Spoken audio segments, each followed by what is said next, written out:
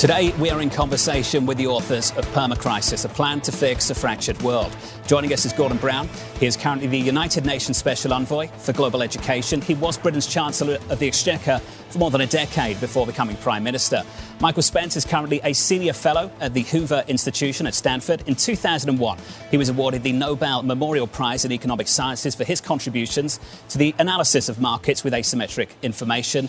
And renowned economist, a good friend of ours, Mohamad El-Erian, currently President of Queen's College, Cambridge, and is also the Chief Economic Advisor at Allianz, the corporate parent of PIMCO, where he served as CEO. Gents, good to see all three of you. I've said this a few times already. It speaks to the modesty of the three of you that the first line of the first page reads, "This book is not meant to be a substitute for melatonin." I can tell all three of you it wasn't. I've read this one as fast as I can. Let's start with the title. Gordon, what's in a name? What is the Permacrisis? I think it's a cascade of crises. You've got pandemics, of course, climate, you've got recession, you've got wars, and you've also got the state of British politics, the state of American politics, the state of European politics, and a general malaise amongst the international institutions. And what I think is unique is we used to talk about shared problems and then common problems. We're now talking about global problems. So climate, infectious diseases, financial stability, none of these things can be resolved without globally coordinated action. They can't be solved by one country on their own. They can't be solved by a group of countries. You've got to find a way of the world working together. So we emphasize the importance of cooperation and how it can be brought about. Mike, there's a feeling that that's not happening. And it's odd to many that our interconnectedness over the last few decades has increased, but cooperation seems to be declining. Why is that the case?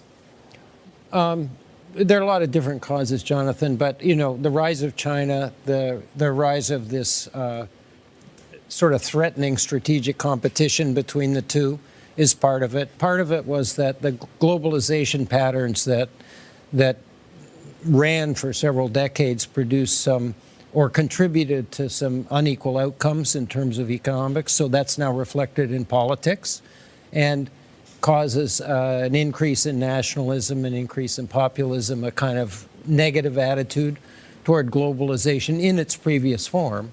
So I think what Gordon's talking about, we're all talking about, is trying to reinvent a fit-for-purpose version of globalization that is respectful of the realities and practicalities of strategic competition, national security, and other things. One thing you engage with in the book and try to navigate is the crisis into the next crisis, into the next crisis. Mohamad, something that's popped up in conversations we've had over the years is whether this is just a sequence of unfortunate events, whether these are self-inflicted wounds, or if there is something structural about the changes we're witnessing at the moment. So we argue in the book it's all three. There certainly has been bad luck. But beyond that, there is something structural, which is the inability to grow and grow in an inclusive manner and one that respects our planet. And then we have shot ourselves in the foot several times with policy mistakes.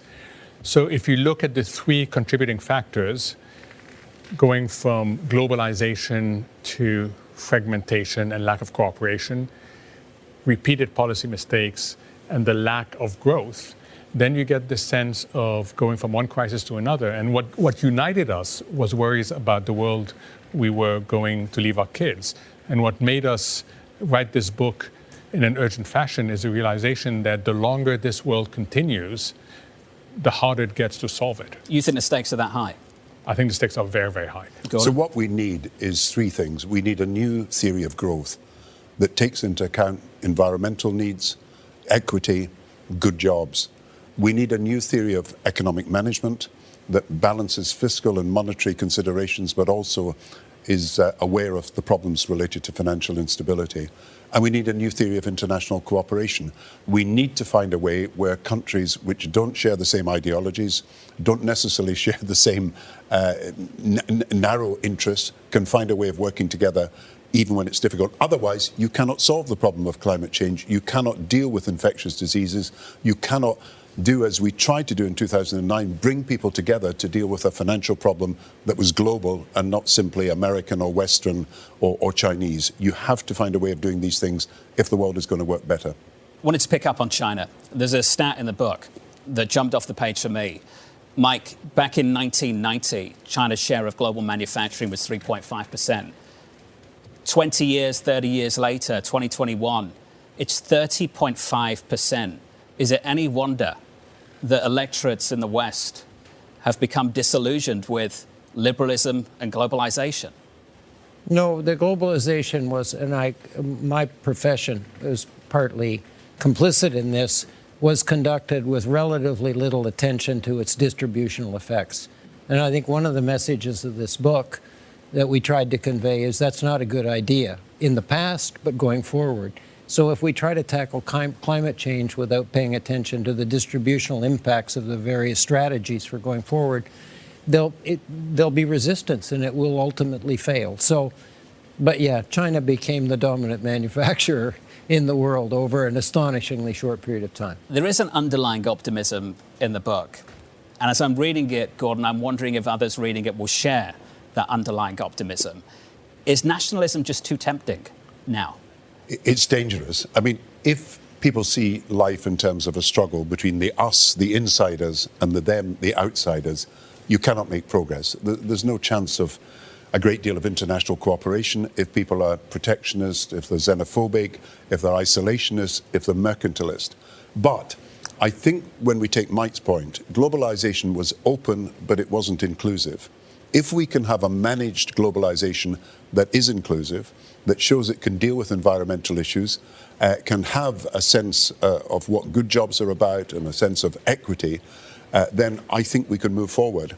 And the interesting thing is, if you listen to Chinese, American, Western leaders, they all, in a sense, want the same thing. They want a globalization that works for the citizens. They want one that produces prosperity and therefore growth. So there's no point in being anti-growth. It's the way to actually get standards of living up. But they also want it to be inclusive. Now, there must be sufficient common ground for people to be able to work together on some solutions. And I can look at sort of issues, famine in Africa. You can look at climate change, droughts, and all the sort of difficulties we experience with floods and climate change. And you can think, yes, most countries around the world share the same aspiration to do something about these things. We've got to find a way of coming together. Do we have a willing and able hegemon that can underpin that effort?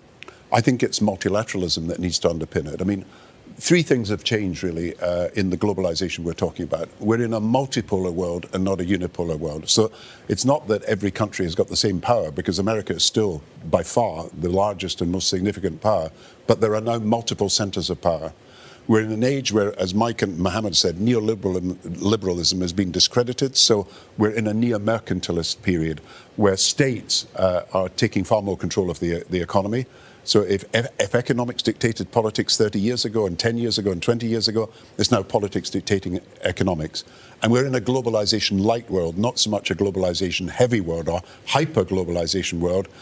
What's happened is you have shorter supply chains, you're going to have some reshoring, you're going to have friendshoring and everything else. Now, all these changes mean that the kind of cooperation that is going to happen is going to be different from what it was 30 years ago when America was the undoubted hegemon and when, of course, people accepted what you might call the Washington Consensus. So we have got to work out a new multilateralism for a new world, given that these are changes that have already taken place and we've got to respond to them. But it's not impossible, and I do believe it can be done. Well, let's dig into that just a little bit more. If you think about events of the last 18 months, Mohamad, to some extent, the issues with Russia, the war that they've started, proves that trade does not prevent war. And if anything, at this point, there might be an argument to be made that national security now trumps comparative advantage. How do you convince countries to cooperate with each other when it's unclear what the benefits will be? So first, you're absolutely right. I mean, we have this image of who's driving the car. For decades, it was the economy. And national security and domestic politics were passengers, were co-pilots, but they didn't have the wheel. Today, it's very different. It's national security and domestic politics that's holding the wheel, and economics is in the back seat, if not even further out from there. So yes, we've got to recognize that there's been a change in the ranking of priorities.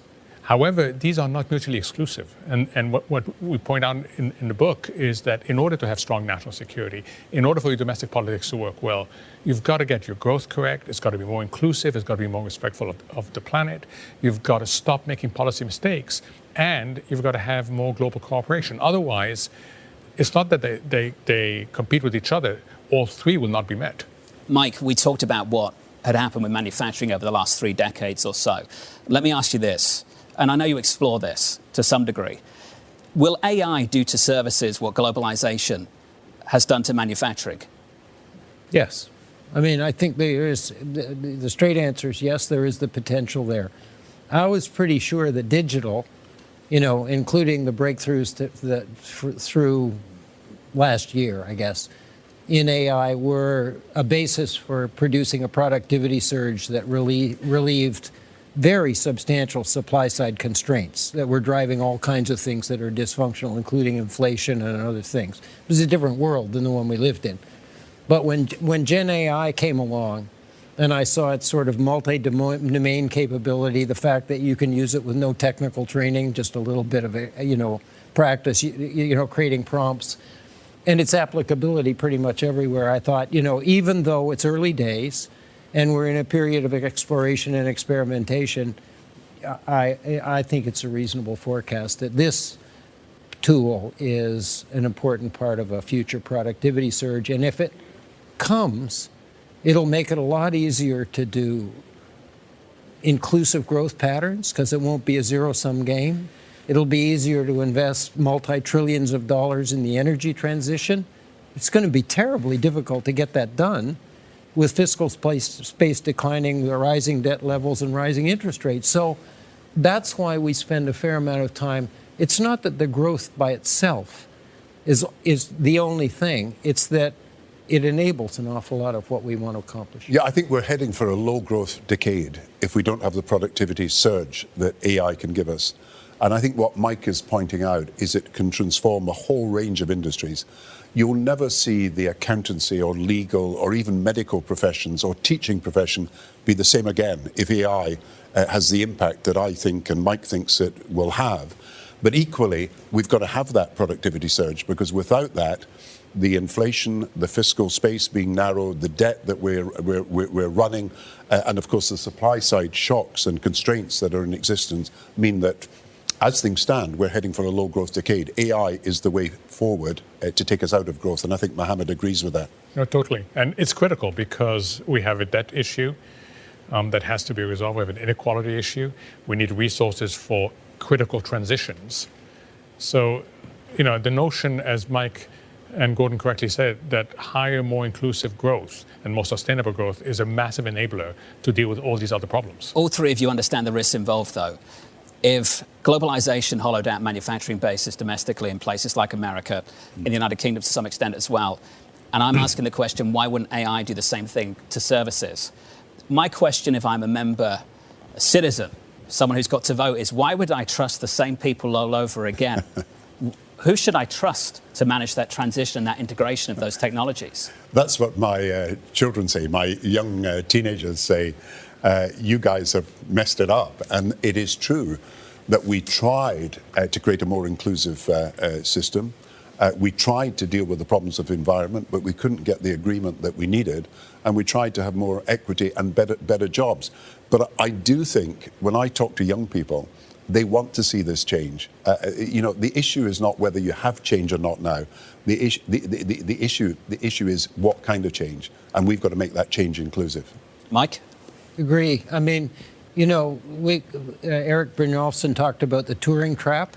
The Turing test basically pushes you in the direction of automation. We want to push, in policy, should be pushing in the direction of augmentation, of giving people powerful tools that make them more productive. So this is the journey we're setting on, but it's not, I don't think, right to just capitulate and say productivity produces employment problems. It's at least more complicated than that, Jonathan. But our global institutions have got to reform to be capable of dealing with this. They're not fit for purpose at the moment. And the IMF has got to be a crisis prevention mechanism. It's got to do proper surveillance of the world economy. It can't just be there for crisis resolution. The World Bank has got to become a global public goods bank and deal with the energy transition as well as human capital. The World Trade Organization has got to find a way of diplomacy and negotiation and arbitration working better than it has in the past. And we need a better concept of burden sharing. I mean, I cannot understand why, when you have a humanitarian crisis, and we have many around the world at the moment, all we seem to be able to do is pass the begging bowl round and hope that someone's going to produce some money. We've got to have a system of burden sharing, whether it's for the environment or whether it's for public health or whether it's for some of the other global public goods we want to do. Now, if you talk to people around the world, I've just come back from the United Nations, they all want this to happen. So what we need to do is show that this can yield the best results and then create the political will for this to happen. As I'm listening to you, I'm getting the same feeling that I got when I read the book. This makes a lot of sense.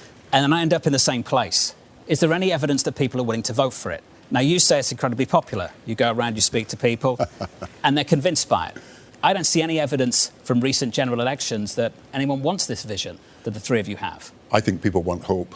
I think the lesson of COVID and of the energy and food crisis and people's reaction to the war in Ukraine is that things have got to be better than this. And I think those leaders that can show that there's a hopeful future. Now, you see Mia Mottley in the Caribbean producing her plan for global growth. You see now politicians in Africa talking about green growth. I do think that there's a movement now that says, look, we cannot have politics just as a negative sport where people are just attacking each other and it's all sort of about sound bites. I think people want politicians that can give them hope, and that's the next generation. Mohamad? I think he's absolutely right. I mean, there's people want hope. B, I think there's a broad recognition that the road we're on is unsustainable and it's getting more and more bumpy. And third, we're dealing with the loss of trust. And if we don't directly reestablish trust in our institutions, in our policy making, in global cooperation, things are going to get worse. I think the reason why we wanted to put this down is hoping to start a conversation on a set of steps. And we keep on saying there is no silver bullet. This is not a big bang, you do something tomorrow and then everything's fine. This is building a foundation that turns vicious cycles into virtuous ones. Well, let's take the Federal Reserve as one example. You've written about this extensively over the last 18 months. I still remember a conference we did together in the summer of 2021 when you warned about what could possibly be coming and how ill-prepared the institution that is the Federal Reserve was for this moment. How do they recover from the mistakes they've made in the last 18 months to help contribute to the vision the three of you have? So the recovery is starting. I think there's much broader recognition now that there's been 5 failures. Analysis, transitory inflation, forecasts, consistently too optimistic, action, too late, communication, muddled, and regulation. We almost had a big banking crisis just 6 months ago. So I think there's more understanding. And what we propose is a few steps that reduce the chances of that happening. Things that minimize groupthink, things that increase accountability. And without accountability, the independence of the Fed is going to be challenged going forward. So the Fed has huge interest in embracing the few things we propose in order to restore trust in an institution that's absolutely critical and that must have political autonomy. Gordon, this is your world. You helped deliver independence to the Bank of England in the late 90s. Do you see that as something that's under threat? No, I don't think it should be under threat, and I think you can fight off the threat. So the moment it's under challenge, I think people will fight back. But it's right that banks have got to recognise that they operate within a democratic system. They've got to be properly accountable. We tried to do something a bit different from the Fed and the ECB, where the government sets the inflation target and takes responsibility for it, and where there's a system of open letters and everything else that makes the organisation far more accountable. So you've got to combine the expertise that the bank has, and that's why we wanted it to be the setter of interest rates. We wanted to take, if you like, monetary policy out of short-term politics, and that, I think, succeeded. But you've got to have proper accountability. Otherwise, the system breaks down. People lose faith in it. They blame the bank for decisions that are probably other people's fault, but equally, the bank can make wrong decisions if it becomes too elitist. And it's no longer, of course, Mohamad wrote a book called The Only Game in Town. I don't think central banks are anymore the only game in town. That's right, Mohamad. And they've got to show that they can work with the fiscal authorities, they can work with the financial stability issues that have got to be dealt with. I think they've got to prove themselves in a new kind of world. I do wonder, given what you've written, Mike, whether they're set up for failure. The 2% inflation target, the world that you're expecting in this book is one of insufficient supply, which ultimately leads to higher inflation and higher real interest rates. Is that right? Without relaxing the supply side constraints, the way I think about it, and then you'll have to forgive me if I'm not a great macroeconomist, is I don't have any doubt the central banks will get inflation under control. Whether they settle up at 2% or decide the journey from 3 to 2 is too expensive and without saying it, go for it. But with the supply side looking the way it does, there'll always be a threat of inflation. Any surge in demand will produce inflationary pressures with a low elasticity, characterizing the supply side, which is where we come out thinking it's probably true. Interest rates will be higher, costs of capital will be higher, valuations will be different. And so part of what we're trying to do in the book is just lay out the parameters that have shifted on us and help people think through the implications, for how they're going to conduct themselves, whether they're central banks, governments making policy, and so on. Do you get the impression, Mohamad, that this central bank, the Federal Reserve, has identified the kind of shifts that you've written about in this book? I think they're getting there. I think they were in a world of deficient aggregate demand for a long time, including in 2021. Look at the monetary framework adopted in August of 2020, all about insufficient demand. I think there's a slow recognition that supply is much more of a problem now than demand is. But there's also an issue of mindset. The word mindset keeps on coming up in the book. You deal with people that come on your show that truly believe that just next week we're going to go back to the old world, where interest rates come down, where liquidity will be abundant. And what we try to point out in this book is that the last 15 years were extraordinary. In fact, the last 30 years were extraordinary. And that we shouldn't just extrapolate on a period that was extraordinary. Things have changed structurally. As Mike often says, there is no new China. There is no new Eastern Europe coming on to the global market. Things are fundamentally changed. And one thing that I think the finance sector hasn't understood is that the liquidity regime going forward is very different from what we've lived in the last 15 years since the global financial crisis. You helped coin the term together with the team at PIMCO, the new normal. Are we just going back to the old normal? So the good news, if we would go back to the old normal, I think we're looking at a very uncertain future. We're often asked, what does this mean for CEOs? And we tell them we have to think about a whole distribution of likely outcomes with very thick tails, very fat tails. This is not the old world of a normal distribution with thin tails. I mean, how often on your show do we talk about something we couldn't have imagined a few weeks earlier? It just shows you the sorts of world we're living in. The moves in the bond market speak to that. I wanted to round things out by talking about the climate transition and perhaps identify what some people might call reality checks, Gordon. The Conservative Party, Rishi Sunak, the Prime Minister, pushing back certain targets from 2030 to 2035. The strikes that we're seeing right now in Detroit speak to the difficulty of making this transition, perhaps overlooking the price that we might have to pay, particularly for Labour who want job guarantees. Are they reality checks for you? I think what's happening is that climate change is becoming a political football. And I think if you take the British government's decision that they're going to roll back on some of their promises when we used to have an all-party consensus, it's all for electoral reasons. What I would like to see is cross-party cooperation to take a long view. Look, if one party's in power and another party's not in power, we've still got to make a decision about the future of electric cars. We've still got to make a decision about heat pumps in Britain. You've still got to make a decision about how quickly the transition has got to be done by companies like Ford and everybody else. So you do need people to get around a table to talk about this. You cannot actually leave it to one politician or one party for electoral advantage simply to make a decision one day and then it be reversed the next day. So we need a debate on what climate change means for each member of the public. And we need to have a plan that both parties in Britain and parties in other countries can agree on. And I think it's really important. All these long-term decisions are becoming the victim of, if you like, immediate political campaigning. And that's the big mistake we're making. These are long-term issues that have got to be resolved. I'm talking about how we can fund climate change in the poorest countries. So you've got mitigation and adaptation in Africa and elsewhere. For 14 years, we've been making promises to do something about it, and actually the money has not been forthcoming. I'm suggesting today, well, maybe start with the windfall oil and gas revenues and do something.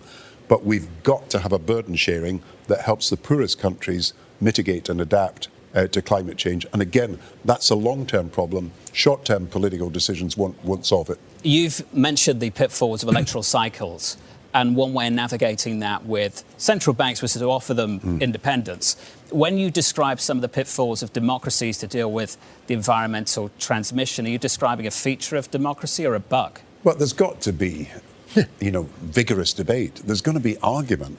But I think you've got to get your politicians to focus on the long term and not the short term. Look, the reason we made the Bank of England independent was not because we thought it would be better fiscal, that it should separate fiscal and monetary policy. In fact, there should be better coordination.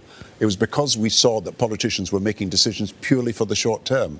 So you need that long-term view, and you will get politicians now, leaders now, that realise that they cannot win in politics unless they actually show people that they've got a vision for the times ahead. And we're trying to suggest, look, here are real problems that can be dealt with. Don't give up on it. Don't give up on the possibility of solving them. It can be done. There's a word that's used at the very end of the book, and I might butcher the word. Is it kintsugi? Kintsugi? The art of Japanese pottery making, picking up the pieces? What is it, Gordon? What's that word?